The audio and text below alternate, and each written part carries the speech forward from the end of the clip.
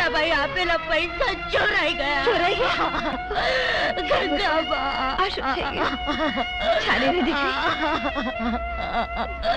રડ નહીં રાધા, રડ નહીં. શાંત. હવે મોટા ભાઈને હું શું મોઢું બતાવીશ?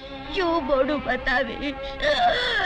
રાત દાડો એક કરીને ભેગી કરેલી બુડી પરવારમાં હતી ના હતી થઈ ગઈ.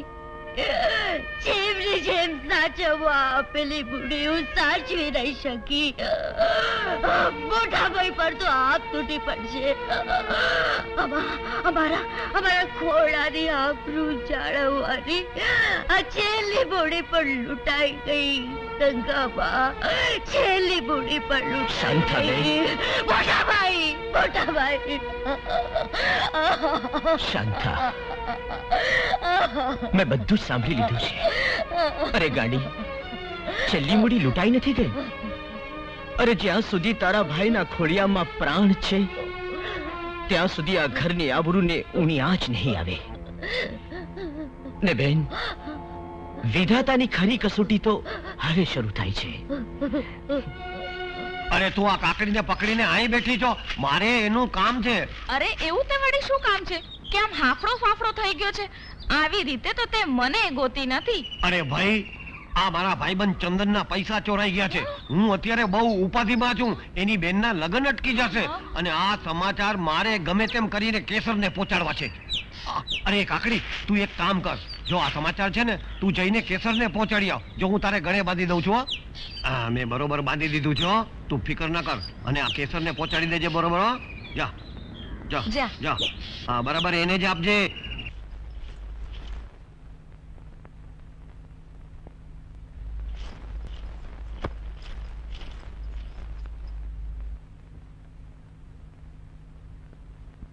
બાપુ, કેમ ચૂપચાપ બેઠા છો? શું વિચારમાં પડી ગયા? જો દીકરી, મારે તને કેટલાય વખતથી એક વાત કહેવી હતી. આજે તારી માં જીવતી હોત તો મારે આ વાત ન કરવી પડત.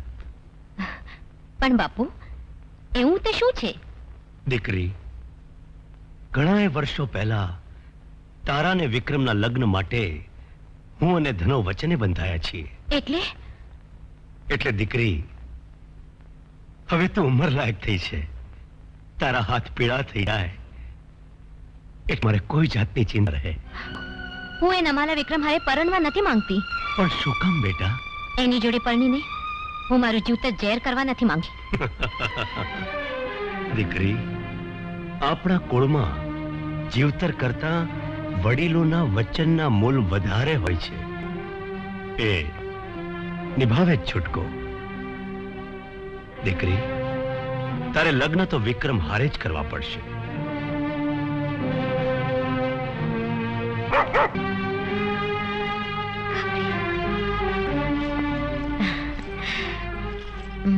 કાકડી,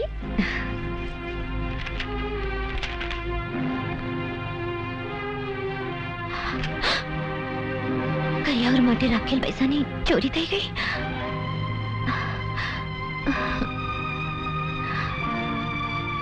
ચોરી થઈ ગઈ. તું એમ સમજતી હોય કે આ બાનાથી ફરમાઈને હું લગ્ન માટે હા પાડી દઈશ તો એ તારી ભૂલ થાય છે.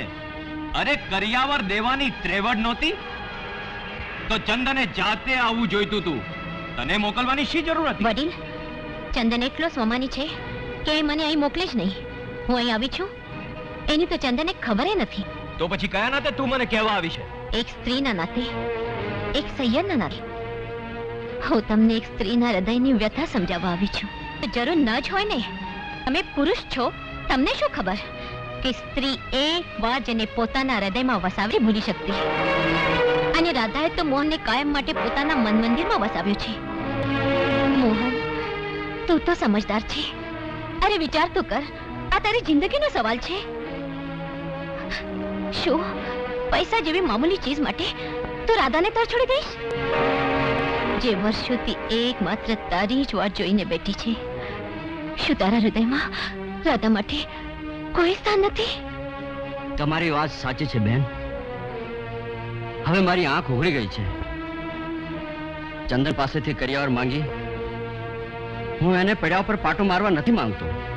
એટલે શું તું મારી વિરુદ્ધ જઈને રાધા સાથે લગ્ન કરીશ? હા બાપુ, તમારી સાથે રહીને હું આંધળો ભીત બની ગયો, પણ હવે મને મારા જીવનનો સાચો માર્ગ મળી ગયો છે. વિચાર કરી લેજે મોહન, તું એ ગરીબ છોકરી હારું થઈને મારી લાખોની મિલકતમાંથી હા. બાપુ, તમારી લાખોની મિલકત કરતા મારે મન રાધાની કિંમત વધારે છે. અરે જરા વિચાર તો કરો, આ જગ્યાએ મારી જ બેન હોત તો? વાહ મોહન વાહ, અંતે માયાના મોહમાંથી છૂટે તો ખરો. કેસર, આમ તો હું તને રાધાના લગ્નમાં જવા ન દે, પણ ગંગાબેનના આગ્રહનો અનાદર નથી કરી શકતો. પણ એટલું યાદ રાખજે કે લગ્ન પતે કે તરત જ ઘેર પાછી આવજે. લે આ વીરપુરમાં કેસર પર ચાંપતી નજર રાખજે. એ ક્યાં જાય છે, શું કરે છે અને કોને મળે છે, બધી વાતની આવીને મને જાણ કરજે.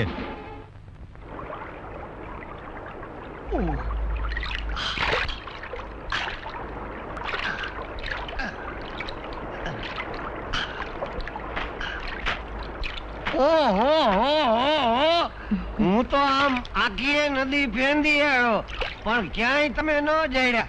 લે, તમે તો અહીં લુગડા ધુઓ છો ને. હું કહું છું, આ રાધાના લગ્ન થઈ ગયા હા. અને કેશવચંદન ના કાલ લગ્ન થઈ જશે હા. ને તું આમ ક્યાં સુધી વાંઢી ની વાંઢી? હવે વાંડા તો મારે નથી રહેવું, હા. પણ શું કરું, હા. નાનપણમાં તારી સગાઈ તો થઈ ગઈ છે. અરે ભાઈ, મારી તો હગાઈ જ થઈ છે, કઈ લગ્ન થોડા થઈ ગયા છે. અને ઈ હગાઈ તો જ્યારે હું ચોયણોય નહોતો પહેરતો ને ત્યારે થઈ છે. અને ઈ હગાઈ કરનારા હગાવાલા હંધાય ગુજરી ગયા, મરી ગયા. હવે રહ્યો છે મારો એકનો એક હાળો. ઈ છે હાવ લોભિયો. ઈ એની માનું હરાવણું કરતો નથી, અને જ્યાં સુધી હરાવણું કરશે નહીં ત્યાં સુધી હું લગ્ન કરીશ નહીં. અને જો તું કેતી હો ને, શું? દગીને હા પાડતી હો ને, તો ઈ હરાવણા વગરની હગાઈ હમણાં ને હમણાં તોડી નાખું. મારા દેવા, શું બોલ્યો? તારે સગાઈ તોડી નાખી છે હા? અરે પણ એ બિચારો શું કરે? અહીં પાણીમાં મને પૂછવા આવ્યો. તઈ પછી હવે પાણીમાં પૂછવા વાળીને તું મૂંગી મર ને, નહીં તો હું તારું જ પાણી ઉતારીશ. આજે હું તારું પાણી ઉતારી નાખું ને. અરે બાટો તેના પેટમાં બાટોમાં સમજે છે મને. આજે તારી ભલે કરી નાખીશ. આ પાણી ઊનું ઊનું થઈ ગયું. અરે ઈ પેટા જેવી મરી જાય કહું છું, તું મૂકી દે વિખોડિયા બળીમાં. કેસર, આમ ઉતાવળે ઉતાવળે ક્યાં ચાલી? એ તો આમ જ તું ગામમાં જતી હતી. આમ નાહક ક્યાં સુધી છુપાવ્યા કરીશ? હું હંદુએ જાણું છું. ભાઈ બાજુ તમે જાણતા છો તો મને જવા દો. જો આજે હું ચંદનને નહીં મળું તો ફરી ક્યારેય નહીં મળી શકું. કેમ? ભાઈ બા, બાપુજી મારા લગ્ન વિક્રમ હારે કરવા માંગે છે. ને વિક્રમ હારે લગ્ન કરવા કરતા હું મોતને વધુ પસંદ કરીશ. કેસર દીકરા, મન હોય તો માળવે જવાય. તમારા બંનેના મન મળી ગયા છે તો દુનિયાની કોઈ તાકાત તમને અલગ નહીં કરી શકે. ભાઈ બા, તારી મૂંઝવણ તો દૂર થઈ ગઈ, પણ ચિંતાએ મને ચારે કોરથી ઘેરી લીધી છે. કેમ? એવું તે વળી શું છે? મારા બાપુએ મારા લગ્ન વિક્રમ હારે કરવાની હટ લીધી છે. જો આપને આમાંથી માર્ગ નહીં કાઢે તો વિધિ મારી વેરણ થઈ જશે. તારા વગરનું જીવન મારા માટે ઝેર બની જશે. ધીરજ રાખ કેસર, થોડા જ વખતમાં હું તને તારા ગામને પાદરે મળીશ. પણ તું આવ્યો એ વાતની મને જાણ શી રીતે થશે? એ હંધો તું મારી પર છોડી દે. પણ જોજે હો, આવવાનું મૂડ ના થાય. જ્યાં સુધી તું મને નહીં મળે ત્યાં સુધી મને ચેન નહીં પડે.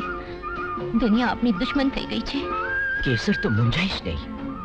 અરે દુનિયાની કોઈ તાકાત આપણને મળતા નહીં રોકી શકે. હા કેસર. દેવજી, આ કેસરે તો હદ કરી નાખી. કેમ ધના? એવું તે શું કર્યું છે મારી દીકરીએ? તારી લાખ મનાઈ હોવા છતાં કેસર જ્યારે વીરપુર ગઈ હતી ત્યારે ચંદનને મળી હતી. ધના, હું આ વાત માનવા તૈયાર નથી. અરે માનવા તૈયાર ન હો તો જીવતો જાગતો પુરાવો મારી પાસે છે. રામજી, આમ આવ. જે જોયું હોય તે કહી દે. હા બાપુ, આ વાત સાચી છે, અને હજી મોકો મળશે ને તો ચંદન કેસરબાને મળશે એમ કહેતો હતો. જા, જતો રે. જોયું? એટલે જ કહું છું કે દીકરી ઉપર કાબુ રાખ, નહીં તો તારી આબરૂનું લીલામ કરશે અને ભેગી મારી આબરૂનો ઉજાગરો. ના ધના, ના. હું જીવું છું ત્યાં સુધી એવું ક્યારે નહીં બને.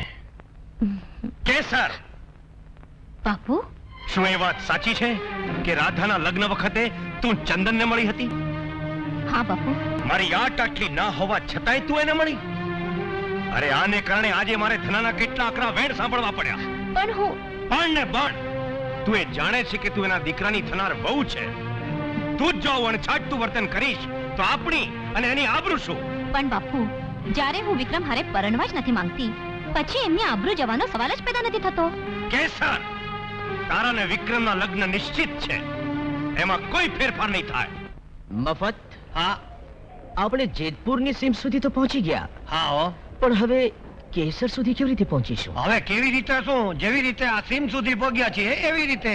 ના મફત ના, હા તું તો જાણે છે કે આ ગામમાં હું એમ પગ નહીં મૂકું. હો, ઈ તારી વાત સાચી. અને તારો વટ ઈ મારો વટ. જે ગામમાં તું પગ ન મૂકે ને ઈ ગામમાં તો હું પગનો અંગૂઠોય ન મૂકું. તો પછી કરીશું શું? એક ઉપાય છે, આ કાકડીને મોકલીએ કેસરના ઘેર. ઈ કેસરના ઘેર જઈને કેસરને તેડીને અહીં આવે. હા એ ઠીક છે. હે તો મોકલું છું. એ કાકડી તું જા, મારા આમું જો ને અવડું ડાચું કરીને હું ઊભી છો. જા તું કેસરના ઘેર અને એને તેડીને તરત પાછી અહીં આવજે. સમજી? જા કહું છું. એ આળહુના પેટની જા જટ. હા, અને જોજે રસ્તામાં કોઈ તારી નહિતના પેટનો મળે તો વાતો કરવા ઊભી રહેતી નહીં. સીધી કેસરના ઘેરે જ જાજે.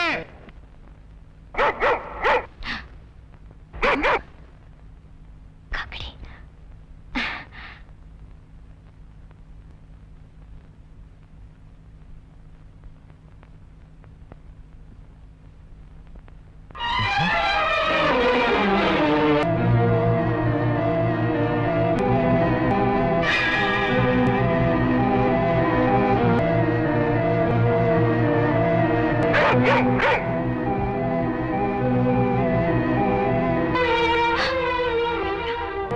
જા, પેલા નું. જલ્દી જા.